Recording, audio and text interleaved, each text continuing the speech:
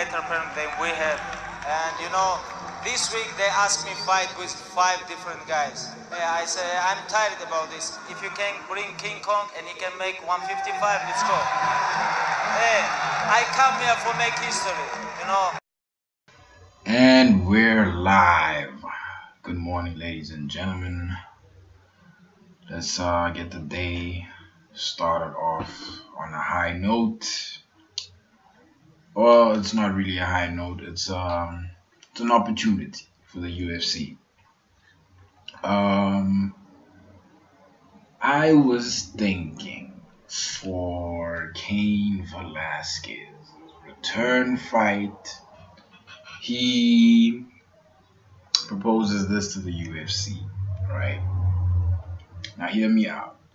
Recently, I don't know if you know this guy, but Ronnie Ortiz from Jersey Shore, he recently, about 24 hours ago, he appeared on IG Live, beating the hell out of his girlfriend.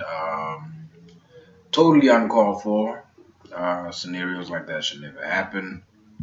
But anywho, I was thinking, since the UFC is into hiring fighters of such integrity, pun intended. Um, Prime example, I think his name is, what's his name? The NFL running back that the UFC recently, or Dana White's uh, contender series recently recruited him. Those two individuals should fight under the Dana card thing, and the winner of that should face Cain Velasquez. Help me out. Let me let me explain the thought behind this.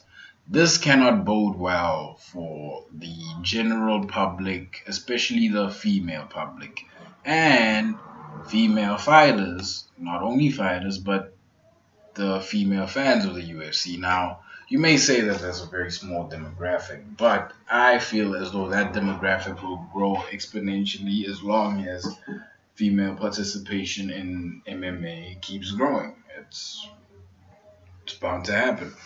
Now, for the UFC to gain favor within this market, potentially new market of fans, I think that Kane's return fight should be against the winner of that fight. Why? It will prove that the UFC simply doesn't tolerate that kind of behavior. It will prove that the UFC will champion women in sports, and by doing so, gain a whole new demographic of fans. And I think it's within the UFC's best interest to do this. Why? The ratings have been down. The superstars are out. Conor McGregor, he's gonna face the legal action. He's gonna face the full brunt of the law in New York. We all know New York has a history of smacking MMA in the face and in the ass, no pun intended. But um, I think this could really hurt the UFC, especially if social media gets a hold of the fact that Dana White, he hires people like this.